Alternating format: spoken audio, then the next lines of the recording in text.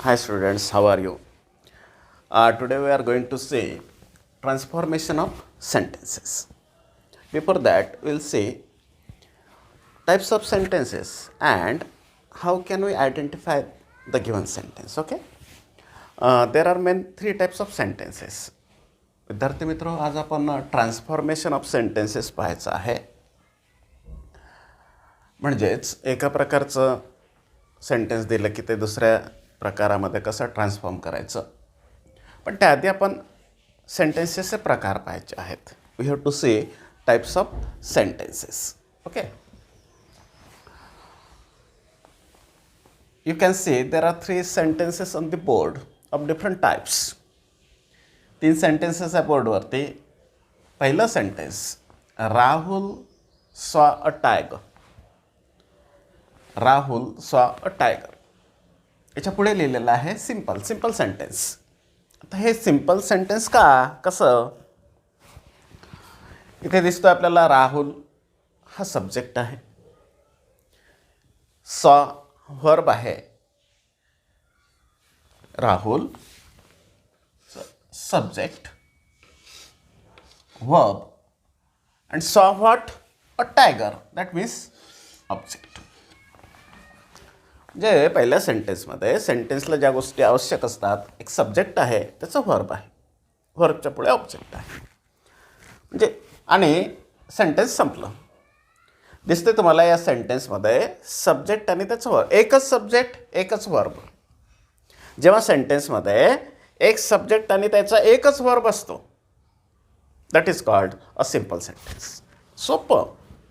जेव्हा सेंटेन्समध्ये लक्षात घ्या, सब्जेक्ट आणि त्याचा एकच वर्ब असतो, एकच सब्जेक्ट एकच वर्ब, सिंपल सेंटेन्स. इथे दिसतो आहे राहुल एक सब्जेक्ट आहे, त्याचा एकच वर्ब आहे, ऑब्जेक्ट, वाक्य संपलं. सब्जेक्ट एकच finite verb, simple sentence. Okay, एक एक गोष्टी आपण स्टेप बाय स्टेप समजून घेऊया. मग कंपाऊंड सेंटेन्स कशाला म्हणायचं? बघा पुढचं सेंटेन्स. आपण काय केलं, हे एक सेंटेन्स इथे लिहिलं आणि काही पार्ट असं एक्सटेंड केलं. याच्यामध्ये काय एक्सटेंड केलं? पहिल्यांदा आहे सेंटेन्समध्ये, राहुल सॉ अ टायगर. राहुलने वाघ पाहिला. एक क्रिया झाली वाघ पाहण्याची. राहुल सब्जेक्ट आहे आणि त्याची एक क्रिया आहे, त्याचा एक वर्ब आहे. ओके, इथपर्यंत. पण इथे एक्सटेंड केलं, and cried लाऊडली. and cried loudly. and cried loudly, or we can write it like this. असं पण, किंवा त्याच्यापेक्षा आणखीन थोडं आपण असं थोडं मॉडिफाय करू याला. हे असं पण लिहिता येणार, and he cried loudly. Full stop. Compound. हे पद्धतीने लिहिता येईल. Rahul saw a tiger and he cried लाऊडली. इथे दिसते आपल्याला एक क्रिया झाली आणि त्याच्यानंतर दुसरी क्रिया झाली. काय की त्यांनी वाघ पाहिला, अँड ही क्राईड लाऊडली, आणि मोठ्याने ओरडला. आणि क्रिया सिक्वेन्सने झालेल्या आहे आणि एकानंतर एक झालेले आहे. एक झाल्यामुळे दुसरी झाली आहे, किंवा एक झाल्यानंतर दुसरी झाली आहे, आणि त्या या क्रमाने मांडल्या आपण. आणि त्या 2 क्रिया इथे बघा, राहुल सॉ टायगर एक वर्ब आहे, एक क्रिया आहे. त्याच्यानंतर पुढच्या या पार्टमध्ये दुसरी एक क्रिया केली त्यांनी, राहुलनी. काय? क्राईड लाऊडली. क्राईड, त्याने तो ओरडला. म्हणजे इथे दिसते आपल्याला या वाक्यामध्ये हा सब्जेक्ट तर एकच आहे, राहुल ही एकच आहे, पण त्याच्या क्रिया 2 आहे. किंवा त्यापेक्षा वेगळं म्हणता येईल आपल्याला, हा जो पार्ट आहे आधीचा, त्याच्यामध्ये हा सब्जेक्ट आहे, त्याचा वर्ब आहे. दुसरा पार्ट इथे पण सब्जेक्ट आहे, वर्ब आहे.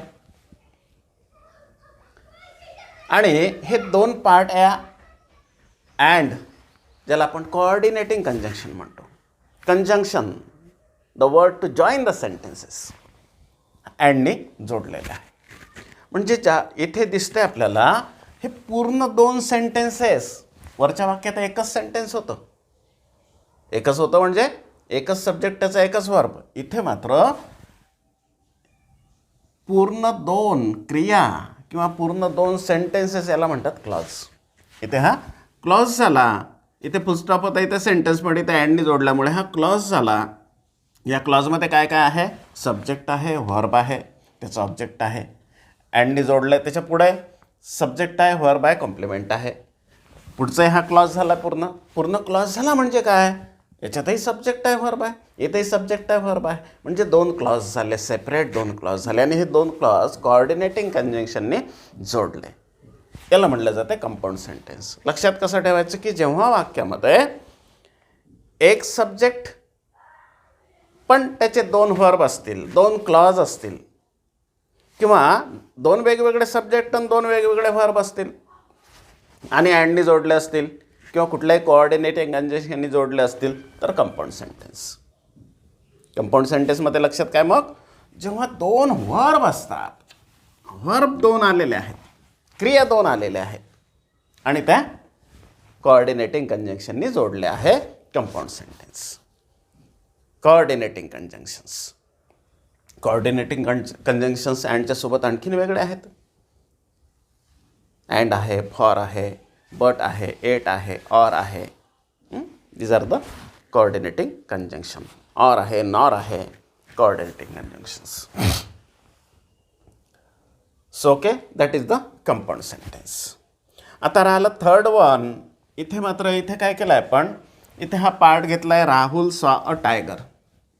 पुढचा एक पार्ट इथे कॉमा करून जोडलेला आहे, ही क्राईड लाऊडली. पण इथे मात्र एक वेगळा हा व्हेन. इथे दोन क्रिया अँडनी जोडलेल्या आहे, पण इथे मात्र त्याच दोन क्रिया वेगळ्या स्वरूपामध्ये मांडल्या आहे. इथे व्हेन म्हणजे जेव्हा जेव्हा राहुलने वाघ पाहिला तेव्हा तो मोठ्याने ओरडला, या स्वरूपामध्ये.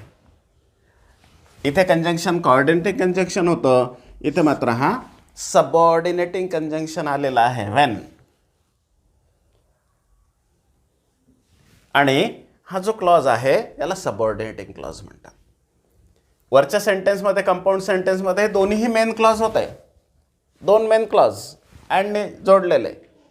कंपाऊंड सेंटेन्स दोन मेन क्लॉज म्हणजे ज्यामध्ये एका क्लॉजमध्ये आपला स्वतःचा अर्थ पूर्ण होतो. पण इथे एक मुख्य क्रिया असते आणि दुसरी उपक्रिया असते. हा मोठ्याने ओरडला. का ओरडला? केव्हा ओरडला? जेव्हा त्यांनी साप पाहिला. हे वाक्य एकमेकांवर अवलंबून आहेत. म्हणून ही main action and that is the subordinate action, depending action, depending clause. आणि हा जो सबऑर्डिनेट क्लॉज हा सबऑर्डिनेटिंग कंजंक्शनने जोडला जातो. व्हेन, हाऊ, हू, वेअर असे जे सबऑर्डिनेटिंग कंजंक्शन्स आहेत त्यांनी जोडला जात असतो. तर आता ह्याच्यात ओळखायचं कसं कुठला सबऑर्डिनेटिंग क्लॉज आहे आणि कुठला मेन क्लॉज आहे? ज्या क्लॉजच्या सोबत सबऑर्डिनेटिंग कंजंक्शन जोडलेलं तो सबऑर्डिनेटिंग क्लॉज. मग हा वाक्याच्या सुरुवातीलाही असू शकतो किंवा नंतर असू शकतो. मग असं नाही आहे की पहिल्यांदा आलेला मेन क्लॉज आणि नंतर आलेला सबऑर्डिनेट, असं बिलकुल नाही आहे बरं का.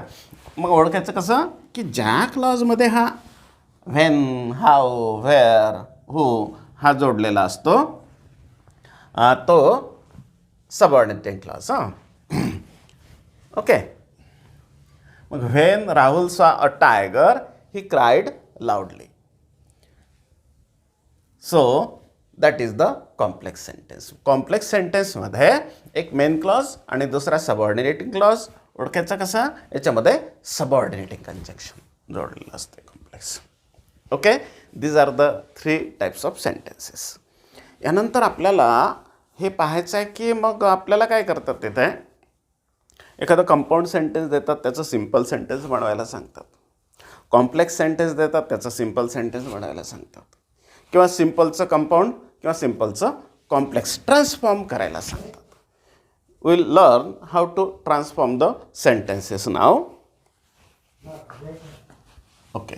Rahul saw a tiger and he cried loudly. So we'll transform that sentence that compound sentence into a simple sentence. कशा पद्धतीने त्याच्या कंपाऊंड सेंटेन्सचं सिम्पल सेंटेन्समध्ये ट्रान्सफॉर्मेशन करण्याच्या 2-3 पद्धती आहेत. पहिल्यांदा कशा कशा एक एक बघू आपण. या ठिकाणी काय करता येणार, एक साधी सोपी पद्धती अशी आहे की याच्यामध्ये हे 2 क्लॉज आहेत. एक आहे राहुल सॉ अ टायगर आणि दुसरा आहे ही क्राईड लाऊडली. 2 क्लॉज आहे, 2 क्रिया घडल्या, पण 2 क्रियापैकी पहिली एक क्रिया आधी घडली आणि दुसरी कोणची क्रिया आधी घडली? त्यांनी वाघ पाहिला नंतर ओरडला ना, मग पहिले वाघ पाहण्याची क्रिया. हां, जी क्रिया क्रमामध्ये पहिली घडली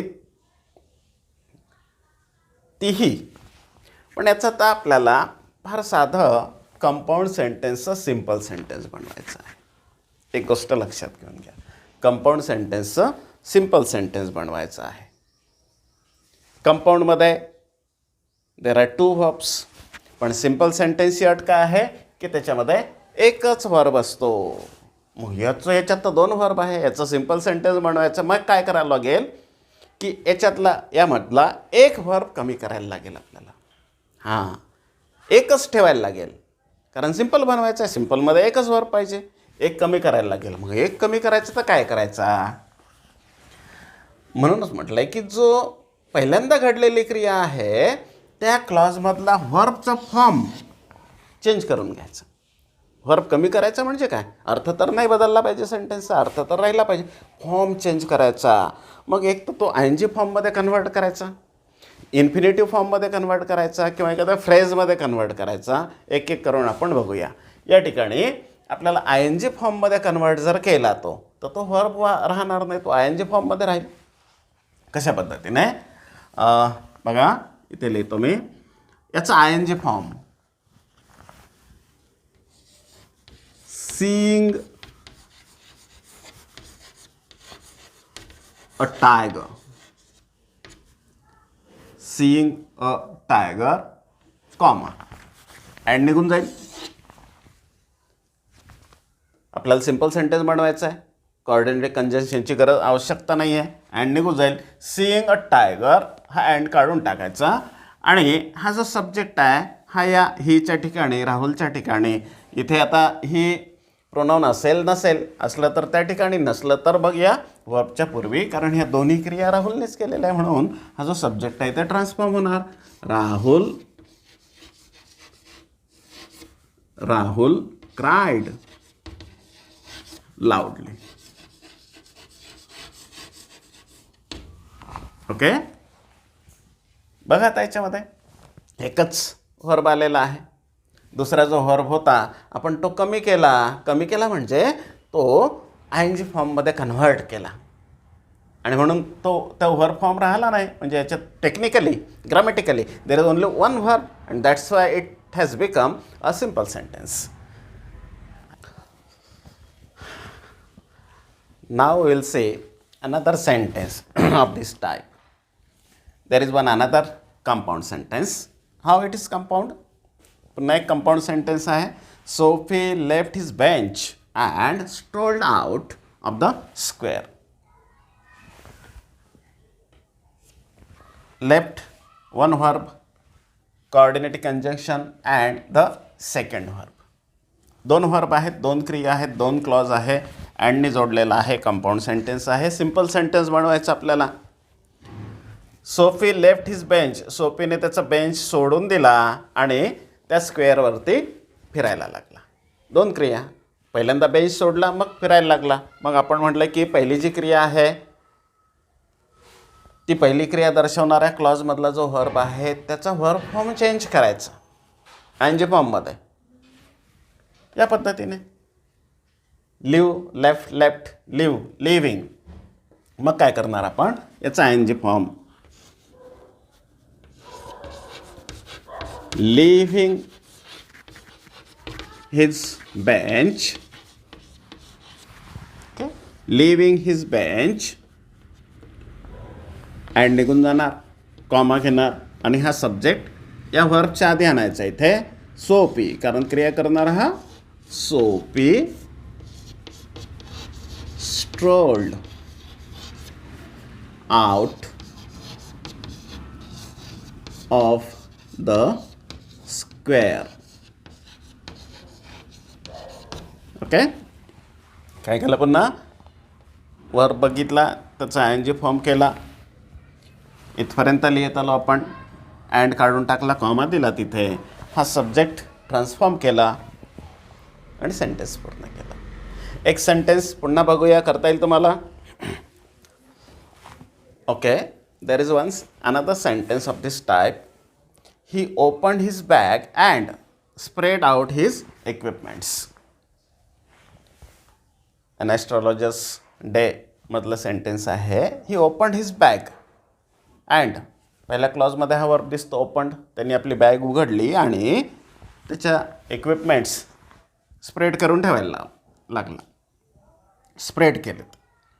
मग दिसतं आपल्याला पहिल्यांदा कुठली क्रिया, बॅग उघडण्याची. मग ही क्रिया आपल्याला याचं सिम्पल बनवायचं तर फर्स्ट व्हर्ब आहे त्याचा व्हर्ब फॉर्म चेंज करायचा, तो ING फॉर्ममध्ये त्याला आपण कन्व्हर्ट करायचं आहे. मग काय होणार, याचा ING फॉर्ममध्ये कन्व्हर्ट आणि हा तिकडे ट्रान्सफर करायचा सब्जेक्ट. ओके, मग काय,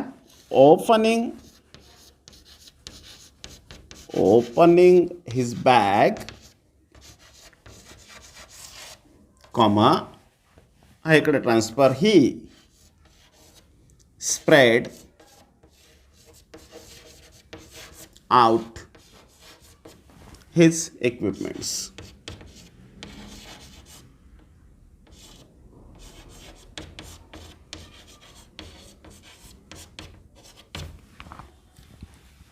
Opening his bag, he spread out his equipment.